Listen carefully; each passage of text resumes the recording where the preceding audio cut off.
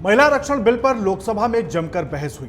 इस बहस पर एक बात तो सब में कॉमन दिखी, वो थी बिल का क्रेडिट लेने की होड़। बिल के अमल में आने को लेकर सवाल सबने उठाए, तो वहीं क्रेडिट लेने में कोई कोताही नहीं बरती। लंबे समय के बाद वो दिन आया जब लोकसभा में इस बिल पर बहस हुई, लेकिन सबकी कोशिश कहीं ना कहीं ये साबित करने की है कि ये तो उनका एजेंडा रहा है, फिर चाहे उसमें बीजेपी हो, कांग्रेस हो या फिर दूसरे दल। आप इसी होड़ से समझ सकते हैं कि ये बिल इन राजनीतिक पार्टियों के लिए इतना महत्वपूर्ण क्यों है। हालांकि इन्हीं राजनीतिक पार्टियों ने लंबे समय तक इस बिल को अपने अपने अलग अलग राजनीतिक कारणों की वजह से लटका करके भी रखा।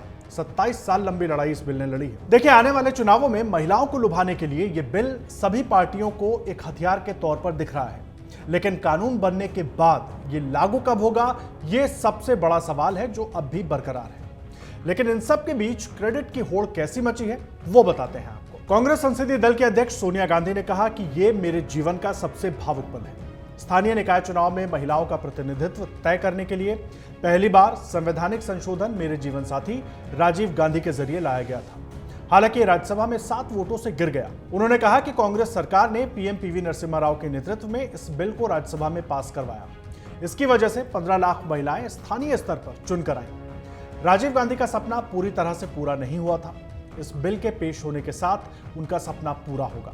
सोनिया गांधी ने आगे कहा कि कांग्रेस इस बिल का समर्थन करती है। इस बिल के पारित होने से उन्हें खुशी मिलेगी, मगर चिंता यह है कि भारतीय महिलाओं ने 13 साल तक इंतजार किया है। अब उन्हें राजनीतिक जिम्मेदारियों के लिए कुछ और साल इंतजार करने को कहा जा रहा है। सोनिया गांधी ने सवाल पूछा कि उन्हें कितने साल इंतजार करना होगा। क्या भारतीय महिलाओं के साथ इस तरह का व्यवहार अच्छा है? कांग्रेस सांसद ने साथ ही यह भी कहा कि उनकी पार्टी मांग करती है कि इस बिल को तत्काल प्रभाव से लागू किया जाए। पूरी बात सोनिया गांधी ने क्या कुछ कही है, आपको वो सुनवाते हैं। अध्यक्ष महोदय, खुद मेरी जिंदगी का यह बहुत मार्मिक क्षण है। पहली दफा स्थानीय निकायों में स्त्री की भागीदारी तय करने वाला संविधान संशोधन मेरे जीवन साथी राजीव गांधी जी ही लाए थे। उन्होंने लाए थे, जो राज्यसभा में 7 वोटों से गिर गया था। बाद में प्रधानमंत्री पीवी नरसिम्हा राव जी के नेतृत्व में कांग्रेस सरकार ने ही उसे पारित कराया। आज उसी का नतीजा है कि देश भर के स्थानीय निकायों के जरिए हमारे पास 15 लाख चुनी हुई महिला नेता है। राजीव गांधी जी का सपना अभी तक आधा ही पूरा हुआ है। इस बिल के पारित होने के साथ ही वह पूरा होगा। अध्यक्ष महोदय, कांग्रेस पार्टी इस बिल का समर्थन करती है। वहीं टीएमसी सांसद महुआ मोइत्रा ने कहा कि पूछा जा रहा है कि टीएमसी इस बिल को सपोर्ट करेंगी या नहीं। बिना इफ और बट के सपोर्ट कीजिए। महुआ मोइत्रा ने कहा कि मैं कहना चाहती हूं कि असली महिला आरक्षण ममता बनर्जी ने दिया है और उन्होंने 37% महिलाओं को संसद में भेजा है। इस बिल का एजेंडा महिला आरक्षण नहीं, देर करने का है।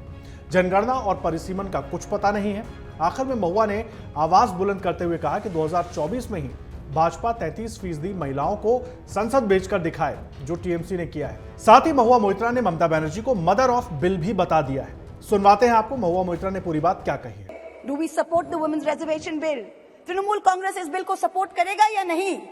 BJP's liaison members are reaching out to us, calling us, asking us to support this bill wholeheartedly.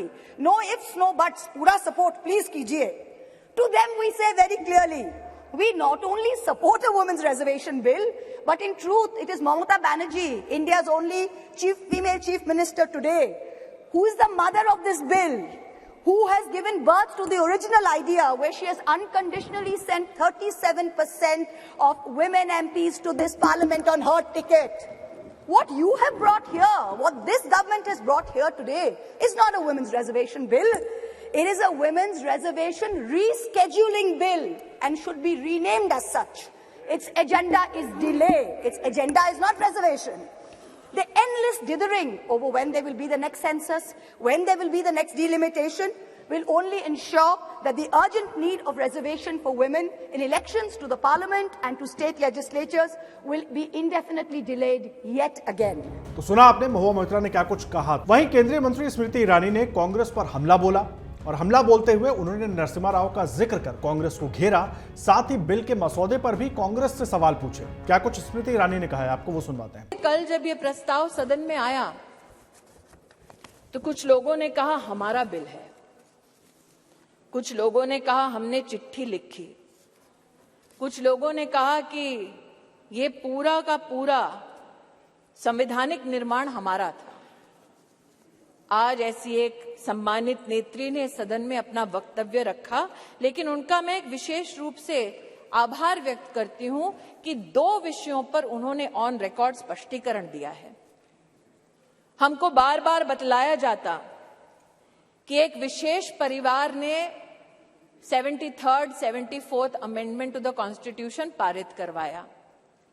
आज मैं आभार वंदन करती हूं कि पहली बार स्पष्टता हुई इस सदन में उनके द्वारा कि ये पुण्य काम पीवी नरसिम्हा राव जी ने किया, जिनके मरणोपरांत उनके ही पार्टी के हेडक्वार्टर में उनको नमन करने का मौका नहीं दिया गया।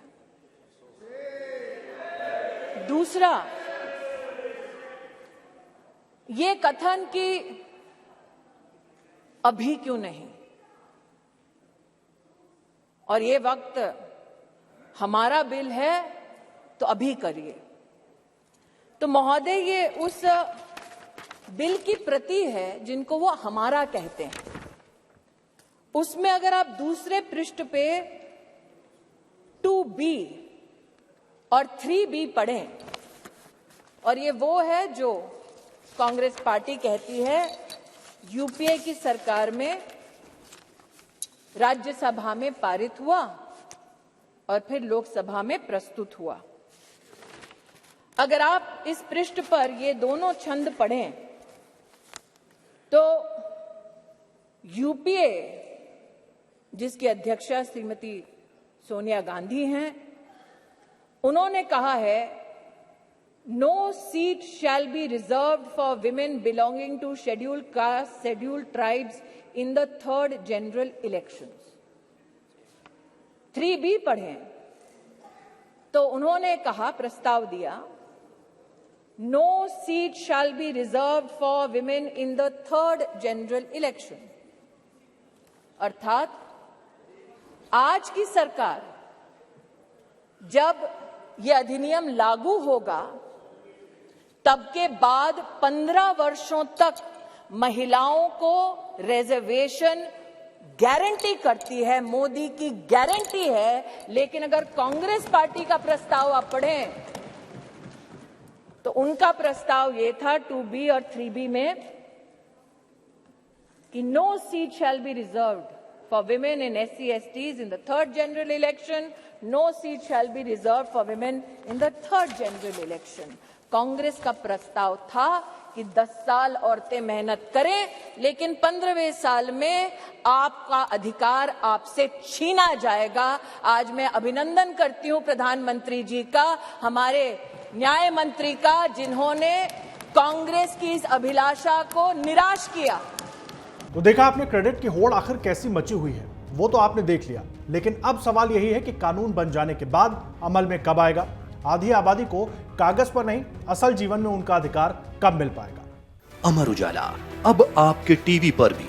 अपने स्मार्ट टीवी पर YouTube पर सर्च करें अमर उजाला, चैनल सब्सक्राइब करें और देखें ताजा खबरें, वो भी HD क्वालिटी में। और हाँ, बेल आइकन दबाना ना भूलें ताकि हर खबर हो आपके घर।